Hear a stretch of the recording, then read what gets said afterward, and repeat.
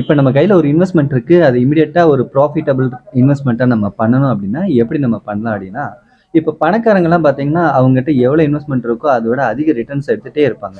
எப்படி பணக்காரங்க தொடர்ந்து பணக்காரங்க ஆகுறாங்க. ஆனா நம்ம வந்து ஒரு இதுல இன்வெஸ்ட் பண்ணோம்னா, அது லாஸ் ஆக கூட ஆயிடுது. அந்த இருக்கிற முதலீடும் சேர்ந்து போயிடுது. அப்படியான சூழ்நிலை இருக்கு இல்லையா? அது பணக்காரங்க சம்பாதிக்கிறதுக்கு உண்டான ட்ரிக் என்ன?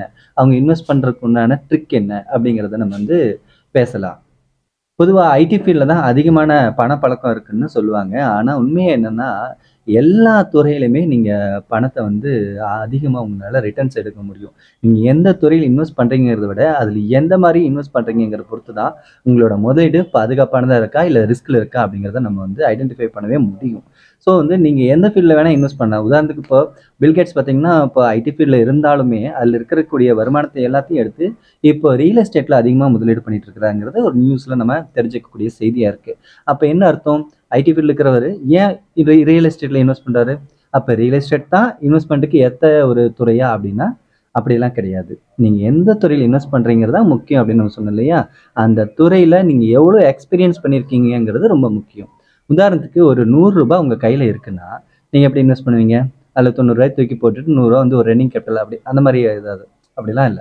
பணக்காரங்கிட்ட ஒரு ரூ. 100 நீங்க கையில குடுத்தீங்கன்னா, ஒரு ரூ. 60 தூக்கி ஒரு முக்கியமான துறையில இன்வெஸ்ட் பண்ணுவாங்க. அதுல அவங்களுக்கு எக்ஸ்பீரியன்ஸ் இருக்கும். அதுல நல்ல நாலேட்ஜோட அவங்க கரெக்ட்டான ரிட்டர்ன்ஸ் எடுக்கக்கூடிய ஒரு துறையில இன்வெஸ்ட் பண்ணுவாங்க. மீதி ரூ. 40 ஒரு 2 அல்லது 3 துறைய ஸ்ப்ளிட் பண்ணி அந்த இன்வெஸ்ட்மென்ட்ட அதுல போடுவாங்க.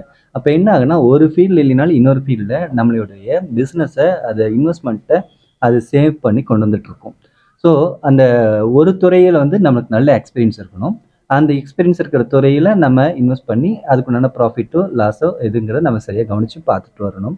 அடுத்த 2 அல்லது 3 துறையில இன்வெஸ்ட் பண்றதுல, ஒரு துறை வந்து அதிக ரிட்டர்ன்ஸ் குடுக்கக்கூடிய பிசினஸா இருக்கலாம். உதாரணத்துக்கு நீங்க இந்த ஐடி ஃபீல்டே எடுத்துக்கலாம். ஒரு சின்ன இதுல இன்வெஸ்ட் பண்ணோம்னா, நமக்கு பெரிய ரிட்டர்ன் குடுக்கும் அப்படிங்கிற மாரி ஏதாவது கேபிட்டல் இன்வெஸ்ட்மென்ட் இருந்ததுன்னா, நம்ம அதுல வந்து இன்வெஸ்ட் பண்ணலாம். அப்புறம் ஃபிக்ஸ்டா இந்த இன்வெஸ்ட்மென்ட் எக்காரணத்த கொண்டும் லாஸே ஆகாது அப்படிங்கிற மாரியான துறை. உதாரணத்துக்கு ரியல் எஸ்டேட், இந்த கோல்டு வாங்கிறது, இந்த மாரியான இதுல நம்ம இன்வெஸ்ட் பண்ணணும்னா, அந்த ஃபண்ட் வந்து இன்வெஸ்ட்மென்ட் எந்த விதத்துல லாஸ்லயும் ஆகாது. அப்புறம் 3வது ஒரு துறை என்னன்னா, நம்ம இன்வெஸ்ட் பண்ணது அமௌண்ட் டே பை டே வந்து அப்படியே மைல்டா குரோத் ஆயிட்டு இருக்கும். உதாரணத்துக்கு ஒரு கவர்ன்மெண்ட் ஃபீல்ட் எல்லாம் பார்த்தீங்கன்னா, அப்படியே மைல்டா இதாகும். மியூச்சுவல் ஃபண்ட்ல இன்வெஸ்ட் பண்றவங்க அப்புறம் இந்த மாரியான இன்வெஸ்ட்மென்ட்ல தான் வந்து அவங்களோட ஃபண்ட வந்து பெருக்குறாங்கன்னு சொல்லலாம். இந்த மாரி உங்களோட அமௌண்ட் கையில எவ்வளோ இருக்கோ, அந்த பணத்த அப்படியே ஒரு இதுல இன்வெஸ்ட் பண்ணாம, நம்ம ஸ்ப்ளிட் பண்ணி இன்வெஸ்ட் பண்ணோம்னா, நம்மளோட இன்வெஸ்ட்மென்ட் ஒரு பாதுகாப்பா இருக்கும் அப்படின்னு சொல்லலாம். அப்புறம் இன்னொரு விஷயம் என்னன்னா, இதெல்லாம் வேணாம். ஜென்ரலா ஒரு டீ கடை வைக்கிறோம், இல்ல வேற ஏதாவது ஒரு மளிகை கடையே வைக்கிறோம்னு வையுங்களேன். நெறைய பேர் பண்ணக்கூடிய தவறு என்னன்னா, ஒரு ரூ. 100 இன்வெஸ்ட் பண்ணணும் அப்படிங்கிற ஒரு சிச்சுவேஷன் இருக்குன்னா, ரூ. 100 தூக்கி அப்படியே இன்வெஸ்ட் பண்றது. ரன்னிங் கேபிட்டல்னு ஒண்ணு இருக்கு இடையில. அது வந்து யாருமே திங்க் பண்றது கிடையாது. நீங்க ஒரு பிசினஸ ஸ்டார்ட் பண்றீங்க அப்படின்னா, அந்த பிசினஸ் கிரவுத் ஆகுறதுக்கு குறிப்பிட்ட டைம் எடுக்கும். அதுக்கு ஒரு மார்க்கெட்டிங் ஸ்ட்ராட்டஜி கிரியேட் பண்ணணும். அதுக்கு கிரவுத் பண்றதுக்குன்னு கஸ்டமர்ஸ் வர வைக்கிறதுக்குன்னு ஒரு இதா இருக்கும். அப்புறம் அதுல எக்ஸ்பீரியன்ஸ் பண்ணணும். இவ்ளோ டைம் எடுக்கும். குறைந்தபட்சம் ஒரு 6 மந்த் ஆவது நம்ம இன்வெஸ்ட் பண்ணிட்டு, அதுக்கப்புறம் அந்த நிறுவனத்த நடத்தக்கூடிய ஒரு சம்பளம், அ ஆட்கள் வேலைக்கு வச்சிருந்தோம்னா அவங்களுக்கு உண்டான சம்பளம், ரென்ட்டு, அப்புறம் எக்ஸ்பென்சஸ் பண்ணக்கூடிய திங்ஸ் வாங்குறதுக்கு ஏதாவது, இந்த மாரி ரன்னிங் கேபிட்டலுக்கு உண்டான ஃபண்ட் ஒரு 6 மந்த்க்காவது அந்த இன்வெஸ்ட்மென்ட்ல வச்சிருக்கணும். அதாவது மொத்தமா ரூ. 100 உங்க கையில இருக்குன்னா, ஒரு ரூ. 60 இன்வெஸ்ட் பண்ணணும். ரூ. 40 ரன்னிங் கேபிட்டலா நீங்க யூஸ் பண்ணணும். இப்பதான் வந்து நீங்க 6 மந்த்ல நீங்க இதுல வர ரிட்டர்ன்ஸும் எடுத்து வைக்க முடியும். அந்த 6 மந்த் ரன்னிங் பண்றதுக்கு உண்டான இன்வெஸ்ட்மென்ட்டும் உங்க கையில இருக்கும்.